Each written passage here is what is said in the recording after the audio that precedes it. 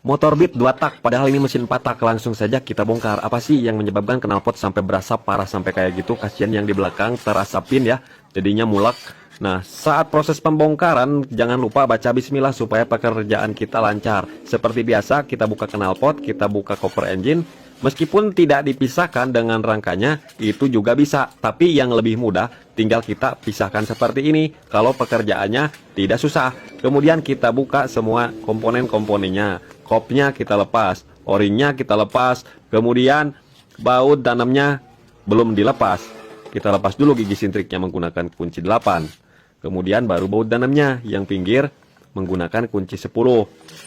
Kemudian apalagi ya, saya bingung bongkarnya, bercanda teman-teman. Nah, kita lepas dulu semua baut-bautnya ya. Nah, kemudian baut dalamnya, bukan baut sih, ini namanya mur.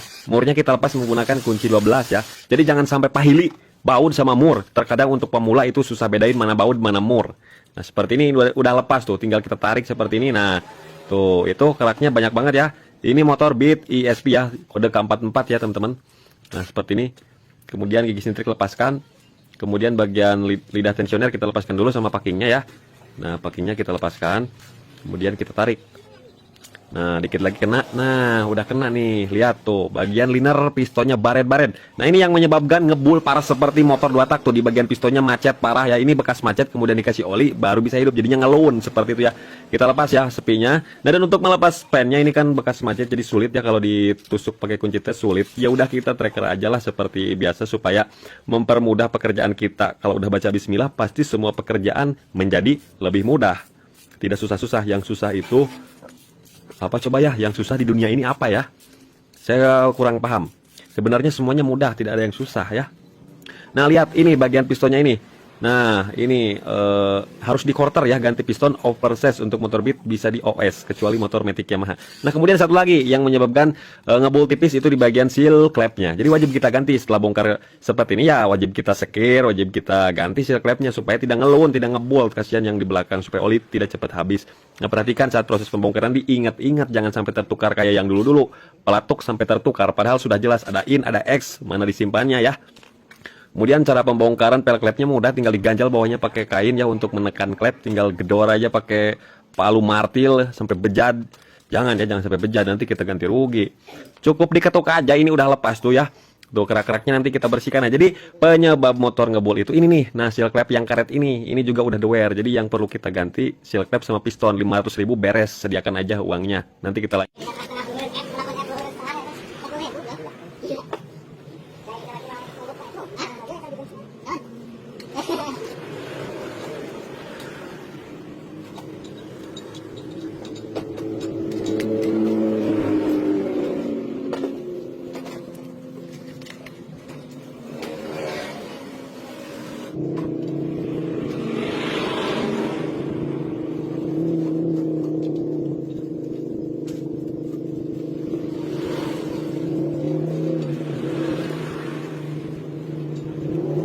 Oke, sebelum masuk ke ceritanya jangan lupa sediakan kopi dan rokoknya, sediakan tahu dan tempenya. Kita mulai, bismillahirrahmanirrahim, mengatasi motor Beat ESP ya, yang starter halus itu ngebul. Setelah saya lakukan proses quarter, ganti piston set seperti ini ya, OS, oversize 50, naik dari standar. Nah, kita pasang ring piston sudah ada di video sebelumnya, teman-teman bisa cek di video reels ya. Ada. Kemudian setelah itu pasang sepi pengunci pen pistonnya kita pasangkan. Kemudian langsung kita pasangkan, jangan sampai salah untuk posisi penyimpanannya. Yang in itu ya di atas ya, kalau di atas itu lebih enak ya. Kemudian jangan lupa pakai plastik seperti ini, kita masukkan pengancingnya kunci ya. Kalau misalkan nggak dipasang ini sepinya, nanti pen pistonnya bisa merusak linernya bisa baret-baret teman-teman ya. Nah, kemudian sesuaikan lagi ring piston sesuai impian kita ya. Jadi celahnya harus disesuaikan. Jangan lupa kasih oli, pasang 2 buah pin dowel atas bawah sebelah kiri.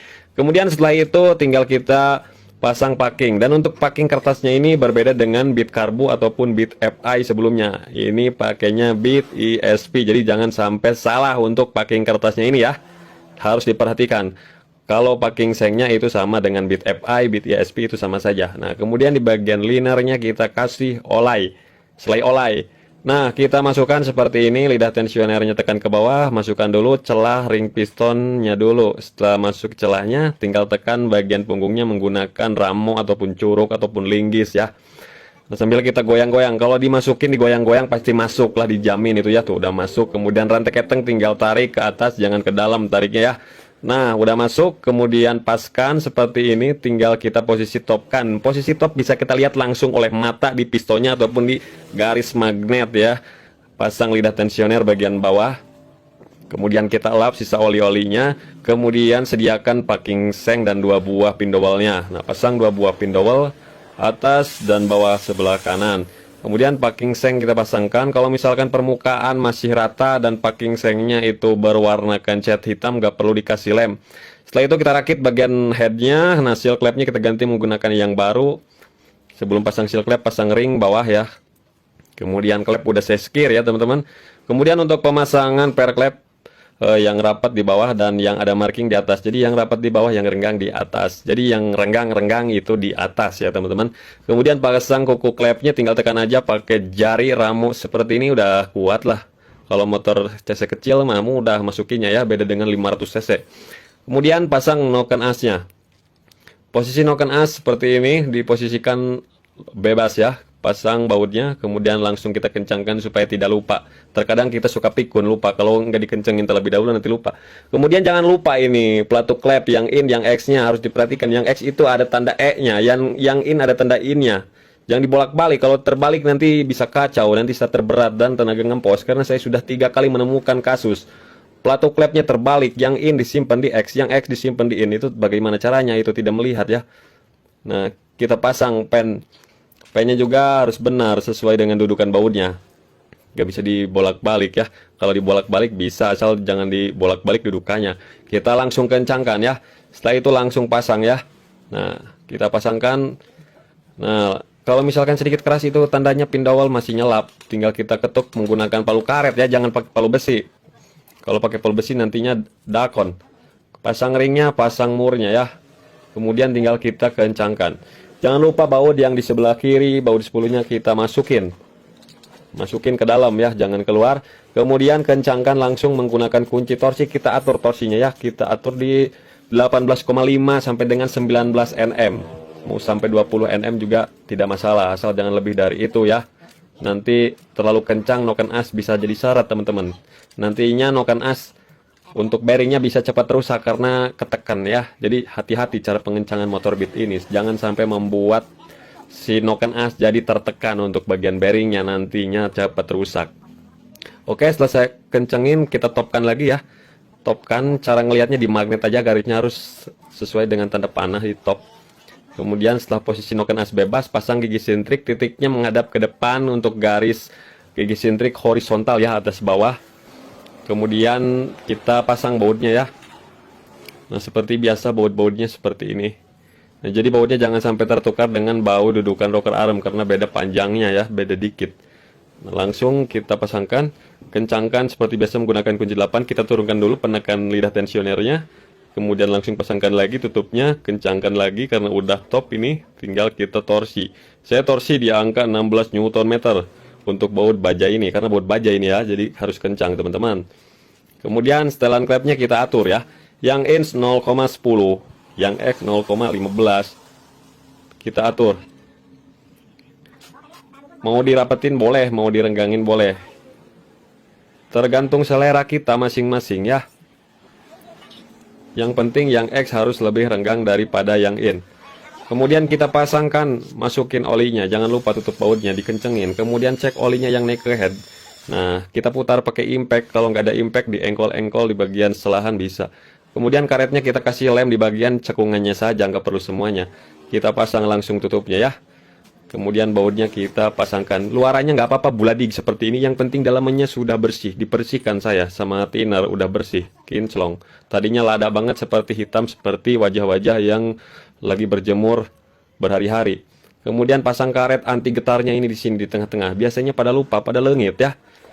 Nah, kemudian cover engine-nya kita pasangkan lagi. Kalau nggak dipasang itu sungguh luar biasa, lupa nantinya. Nah, selangnya kita masukin ke liangnya sini. Nah, oke, kemudian tutupnya yang atas kita pasangkan lagi. tinggal ngeklipin aja, klip sampai ngeklip ya.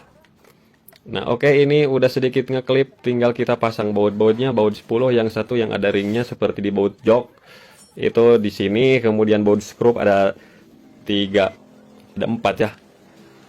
Nah baut skrupnya. Kemudian setelah ini kita pasang intake manifold dan throttle body. Throttle body udah pas, udah dibersihkan. Di bawah manifold ada bonnet ya, bonnet. Kemudian langsung kita kencangkan. Setelah kencang kita pasang filter udara ya, filter udara kita pasang. Kemudian setelah filter udara, knalpot kita pasangkan juga ya, selang hawa pasangkan. Kemudian kita langsung naikkan ke mesin ya teman-teman, pasang bagian EOT, injektor, TPS, ICV, spool kita pasangkan. Setelah itu kita hidupkan. Nah udah hidup, kita diamin 10 menit dulu ya, jangan di blare-blare dulu biar penyesuaian. Internetnya dikit aja karena ini udah bisa langsung ke bare motor. Nah setelah 10 menitan baru kita coba blare teman-teman, untuk mengetes kualitas dari quarteran tersebut apakah bagus atau tidak sesuai dengan request. Nah langsung sekarang geber nih, geber sambil kita lihat knalpotnya masih berasap atau tidak. Kalau masih berasap gagal, saya nepak tarang lagi. Nah dan ternyata sudah berhasil teman-teman. Jadi begitulah tutorial.